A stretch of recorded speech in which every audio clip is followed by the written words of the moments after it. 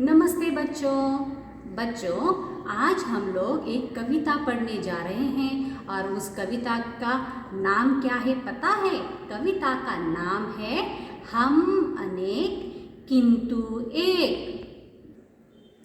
तो कविता का नाम है हम अनेक किंतु एक और इस कविता के कवि का नाम है द्वारिका प्रसाद माहेश्वरी और इन्होंने यह कविता लिखी है। और इस कविता में क्या क्या है पता है? इस कविता में भारत में जो अलग अलग प्रांत प्रदेश है, वेशभूषा कैसे लोग करते हैं या फिर उनकी बोली कौन सी है, भाषा कौन सी है, इन सभी के बारे में ये हमारी कविता है।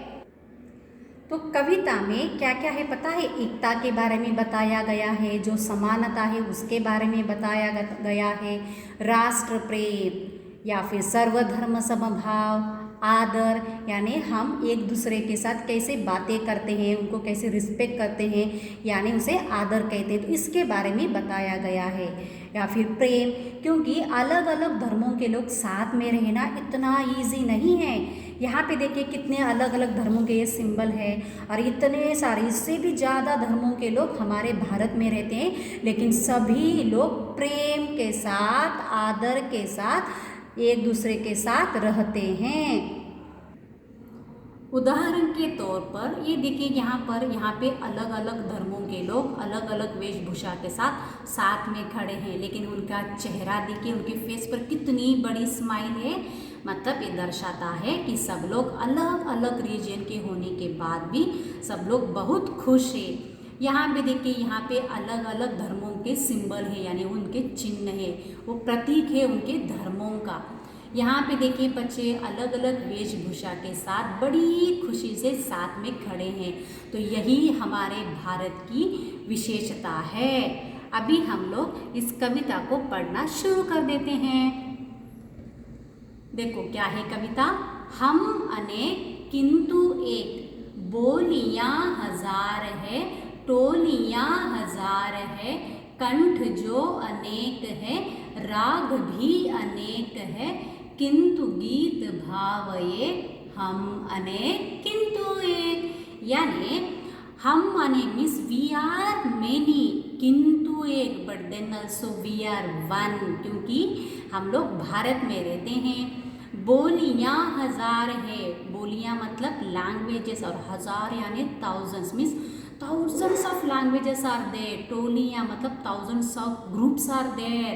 कंठ जो अनेक है मतलब सबके बोलने का तरीका, the way we are talking, the way we are interacting with everyone, that is different, but then also we are living in same country, one country, that is India.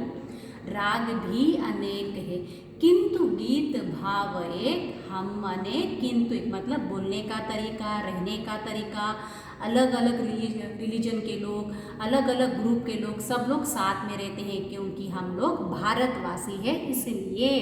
अभी बढ़ते हैं अगली पंक्तियों की ओर।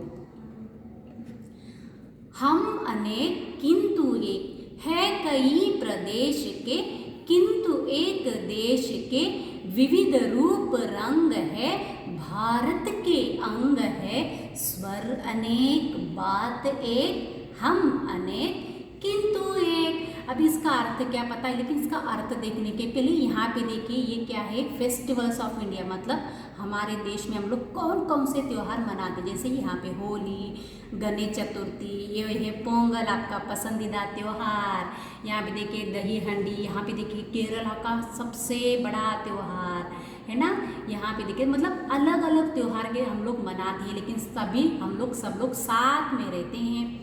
तो है कई प्रदेश के, means we are belongs to different state, किंतु एक देश के, लेकिन फिर भी हम लोग एक ही देश से बिलोंग करते हैं, वो है इंडिया। विविध रूप रंग है, सबका बोलने का तरीका, रहने का तरीका, खान पान का तरीका सब कुछ अलग है, विविध मतलब अलग अलग, डिफरेंट। भारत के अंग है, then also we are part of our country. स्वर अनेक बात एक, हम अनेक किंतु एक, बोलने का तरीका हो, रहने का तरीका हो, everything is differ, but then also happily we are staying in one country and that is India. है ना बच्चों। तो आपको पता चला ये कविता कितनी सुंदर है। इस कविता को आप बार बार दोहराते रहिए, पढ़ते रहिए। ओके, अभी यहाँ पे कुछ और त्योहारों के बारे में मैंने यहाँ पे चित्र दिखाई दिए। यहाँ पे देखो पोंगल है, ये ईद है, ये दिवाली, होली और ये क्रिसमस।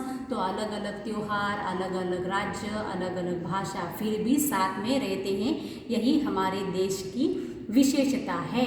तो ये हमारी कविता यहीं पे ख़त्म होती है। इस कविता को आप दोहराइए, बार बार पढ़ते रहिए और इस कविता का आनंद उठाइए। धन्यवाद।